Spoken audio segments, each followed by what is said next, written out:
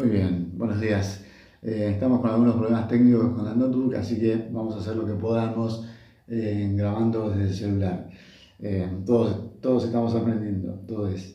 Bien, la idea de este pequeño video es trabajar con el texto de Palacios, La antesala de lo peor, 1914-1930. Si se queda quieto el celular, vamos a poder avanzar. Ahí estamos. La idea era un poquito, primero establecer una continuidad con el video anterior. Nosotros en el video anterior hablamos de un modelo agroexportador que, sin dejar de ser agroexportador, comenzaba tímidamente a tener un incipiente desarrollo industrial. Dijimos que ese modelo tenía sus limitaciones, pero era tributario de una época de expansión en general, desde 1890, una vez consolidado el Estado Nacional, y hasta 1914, con matices, la economía argentina venía creciendo.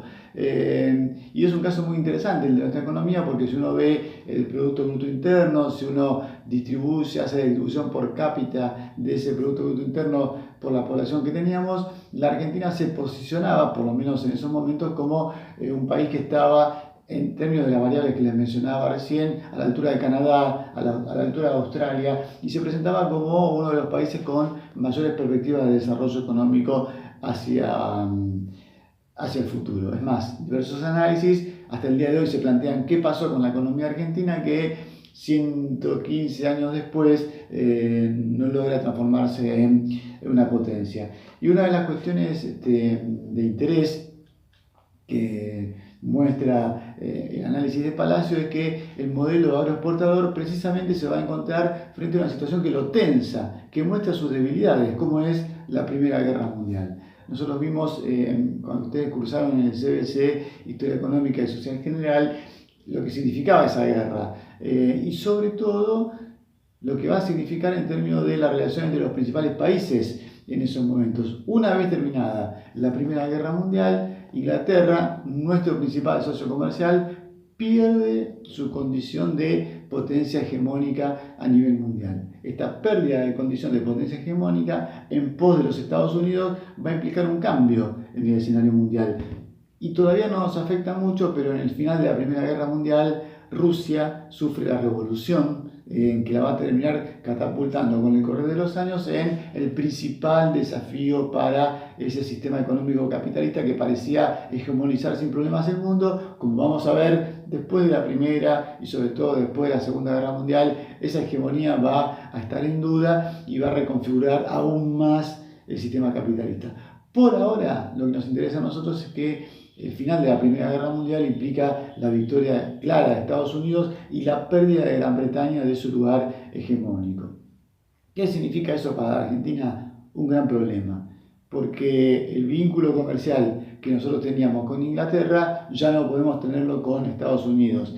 Si Inglaterra y Argentina se complementaban en términos de lo que venimos viendo desde que arrancamos la materia y lo que ustedes vieron en los textos, en el sentido de que básicamente había un esquema económico que tenía que ver con la venta de materias primas por parte de la Argentina a cambio de manufacturas, ese vínculo comercial con Estados Unidos no lo podemos tener por el simple hecho de que los norteamericanos producen en términos agropecuarios, en términos ganaderos, lo mismo que está produciendo la Argentina. Y hay intereses vinculados sobre todo a la ganadería norteamericana y al agro norteamericano que hacen que haya competencia entre esos productos. Por lo tanto, para la Argentina hay un problema. Por favor, siempre marcamos que los cambios en la historia son graduales, que tienen que ver con el término del proceso y con los matices, y nunca hay cortes tajantes. No es que la Argentina rompe el vínculo comercial con Inglaterra, pero ya la situación comercial no es la misma. Es decir, existen y van a seguir existiendo en la Argentina, en todo el periodo que estamos analizando, empresas británicas vinculadas a los ferrocarriles, algunas vinculadas a los frigoríficos, otras vinculadas a la comercialización, que siguen enviando grandes cantidades de dinero a Inglaterra. Lo que ya no es tan claro es la llegada de flujos de capitales británicos a la Argentina como sucedía en la etapa anterior. La Argentina continúa vendiendo, sobre todo en el sector del ganado, la carne, ya no la carne congelada, sino la carne enfriada, de la que hablábamos en el video anterior. La Argentina sigue vendiendo la carne enfriada y ojo acá, porque hay sectores dentro de la Argentina que están sumamente interesados en mantener el vínculo comercial con Gran Bretaña, sobre todo los sectores vinculados a la invernación. Ustedes van a ver, lo van a ver en los textos, que si nos metemos un poquito dentro del agro argentino, básicamente están en la ganadería los criadores y los invernadores. Los criadores necesitan mucho capital y mucha infraestructura para la primera fase del proceso de generación de ese ganado que después va a ser invernado, engordado, y una vez engordado y alcanzado el peso y las características necesarias va a ser vendido al exterior. Hay dos grupos, criadores e invernadores. Cuidado, tampoco hay, como veía la historia tradicional, vieron que en la guía anterior les preguntamos esto, tampoco hay un corte tan tajante entre estos sectores. Hace algunos años los historiadores pensábamos que había un corte muy tajante entre lo que es CARVAP, que representa a los criadores, y la Sociedad Rural Argentina, que representa a los invernadores. Hoy tendemos a pensar que había vínculos entre ellos. Y ya que estamos dentro de ese mundo agrario que es central en el modelo agroexportador, anteriormente la historiografía tradicional imaginaba a los terratenientes y a ese mundo agrario como un mundo muy estático, sin cambios. Hoy sabemos que es un mundo absolutamente dinámico. La mejor expresión de ese dinamismo es la estancia mixta, flexible. Una parte de la estancia dedicada al agro, otra parte dedicada a la ganadería. En cuanto cambia el mercado internacional, y ojo, que además del mercado internacional estamos asistiendo, como ya marcamos en el video anterior y como venimos marcando en los textos y en las guías, estamos asistiendo a un fuerte proceso de crecimiento del mercado interno. Por lo tanto, esa producción agrícola y ganadera mira al exterior, pero también está mirando hacia el mercado interno. El mundo exterior cambia, el mercado también. Por lo tanto, es muy importante que tengamos presente la necesidad de esa estancia de responder a los cambios que se están dando en el exterior y en el interior. La estancia mixta es la principal respuesta a esa necesidad de flexibilidad. Otra de las variables, porque acá no podemos tener un elemento fijo, sino que hay variables, tienen que ver con la existencia de los arrendatarios. Estos arrendatarios, que son personas que no son propietarios, pero que tampoco lo tenemos que imaginar como el gaucho humilde o desposeído que existía, el bracero, pero de él vamos a hablar en otro momento.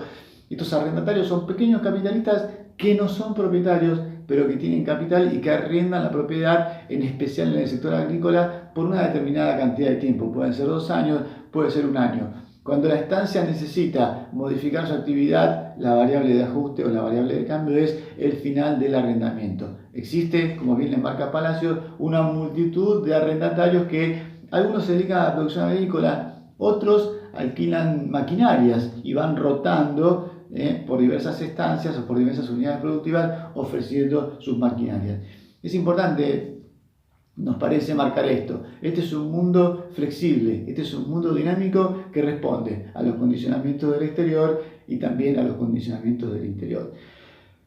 La Argentina de esos años sale de ese ciclo expansivo y llega a 1914 y se encuentra frente a una guerra mundial que produce una sacudida a ese modelo agroexportador. Dentro de esa sacudida hay ciclos de alrededor de 3, 4, 5 años expansivos y recesivos. De eso habla el ciclo argentino que muy bien les preguntaba Silvia en la guía. Son ciclos cortos de 5 años que se insertan en un ciclo más largo. Son ciclos complejos porque, por ejemplo, los precios de las materias primas, que son fundamentales para la economía argentina, son volátiles, están todo el tiempo cambiando y la Argentina no puede, si bien vende grandes cantidades de trigo, no es un referente que imponga precios. La Argentina toma los precios que están en el exterior y trata de adaptarse. No puede imponer precios al exterior. Por eso la volatilidad, los cambios en los precios de las materias primas y en la ganadería también, aunque no tanto. Un sector que se ve afectado en un primer momento por la llegada de la guerra, obviamente es el sector que tiene que ver con las manufacturas. Esas multitudes de talleres, algunos pequeños, otros grandes, que están operando en la economía argentina, dejan de recibir los insumos más complejos que se fabricaban en el exterior. Este también es un problema que va a cruzar toda la materia. La Argentina tiene una profunda dependencia de los insumos más complejos. En el día de hoy, nuestras computadoras, nuestros celulares, en la parte de atrás dice hecho en Tierra del Fuego. Nosotros siempre charlamos con los chicos cuando tenemos la posibilidad de verlos. cuando hablamos con los alumnos, de que en realidad son armados en Tierra del Fuego. Los elementos más complejos vienen del exterior. En este momento de la Argentina que analizamos nosotros también pasaba lo mismo. La industria pesada, la industria vinculada al sector ferroviario y al transporte, los principales insumos, los elementos más complejos de los vagones, de las locomotoras, de los camiones, son fabricados afuera. Y ojo, ya que estamos con el transporte, porque también hay un cambio. Nos empezamos a despedir de a poquito de la era del ferrocarril y comenzamos a llegar, si quieren, a la era de los autos. No de los autos de carrera, pero sí de los autos que tienen que ver con el desarrollo industrial, con el desarrollo del transporte en la Argentina. Entonces, esos autos son autos que en general, a diferencia de momentos anteriores, son fabricados en los Estados Unidos, no tanto fabricados en Gran Bretaña como venía sucediendo hasta ahora. Llegan capitales norteamericanos que lo que van a establecer en la Argentina son empresas armadoras de vehículos que van a empezar a circular por las carreteras financiadas por constructoras de capitales norteamericanos en muchos casos. Los capitales norteamericanos también van a llegar a la energía, al desarrollo de la energía eléctrica, que tiene que empezar a mover ese sistema industrial iniciático vinculado a un mercado interno, pero que está en expansión. En el resto del país, suena feo decir resto porque parece como que uno solamente se ubicara en la capital federal, hay producciones que ya vimos en los textos anteriores y que continúan funcionando, subsidiadas con apoyo estatal. Estoy hablando del caso del azúcar, estoy hablando de la industria vitivinícola o de la industria de la yerba. En el primer momento de la materia vimos que se vinculaban mucho con mercado externo, hablábamos de fuerzas centrífugas, hasta del comercio con el Pacífico y con Chile, para el caso del vino. En este momento histórico, en 1914, la presencia del mercado interno es mucho más fuerte. Bien, estos son algunos lineamientos básicos que nos parece importante marcar para el texto del Palacio.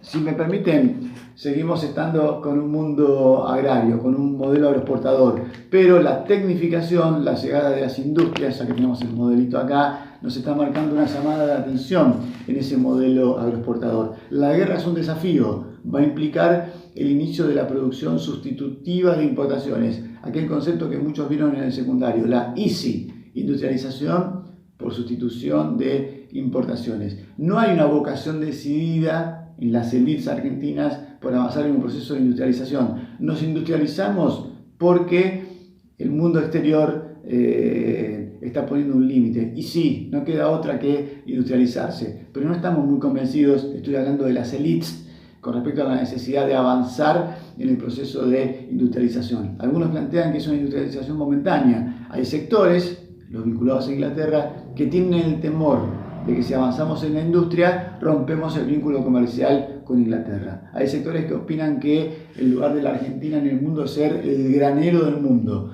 Y hay sectores todavía minoritarios que comienzan a pensar que hay que avanzar en términos de la industrialización. Por último, dentro de las Fuerzas Armadas, muchos grupos comienzan a pensar que va a pasar lo que va a pasar, que va a venir una Segunda Guerra Mundial y que la Argentina tiene que tener una industria pesada para responder a ese desafío. Bien, estos son los lineamientos básicos del texto de Palacio. Pronto aportaremos otros videos. Cualquier duda, tenemos la comunicación por mail y tenemos los foros en el campus. Estamos viendo mucha participación en el campus, pero es mucha la gente que observa, poca la que se anima a participar. Estamos aprendiendo, podemos preguntar y equivocarnos todas las veces que sea necesario, para eso estamos. Bueno, ojalá nos podamos ver pronto, quizás en el final del cuatrimestre. Abrigarse y a quedarse en casa. Saludos.